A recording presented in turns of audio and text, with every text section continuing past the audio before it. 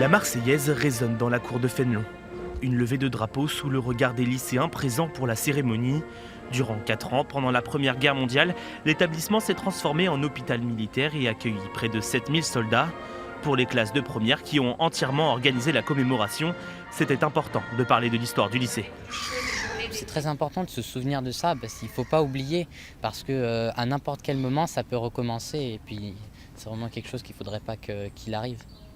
Puis quand on se promène dans les couloirs comme ça, on peut savoir ce qui s'est passé, on peut connaître l'âme du bâtiment et l'âme de toute l'histoire qu'il a connue en fait et c'est hyper intéressant. Une commémoration devant le monument aux morts et l'appel des jeunes soldats de Fénelon tombés au combat. Puis l'inauguration d'une plaque devant le lycée, tout un travail réalisé en concertation entre les élèves et leurs professeurs.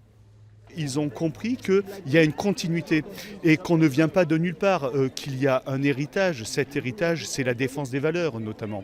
Et là, je crois qu'ils ont réussi à grandir à travers cette dimension-là. Durant plusieurs mois, dans le cadre de leurs études, certains lycéens ont même réalisé un petit film retraçant l'histoire d'un soldat parti à l'hôpital après une blessure de guerre. Terrible ironie d'être soigné là où l'on étudiait. Aujourd'hui, on ne voit plus l'ancien hôpital qui a sauvé tant de vies d'une guerre sans merci. Un véritable travail de recherche. On a disposé de beaucoup d'archives de Fénelon et on a écrit aussi beaucoup en improvisation. Et tout assemblé, ça a donné ce film.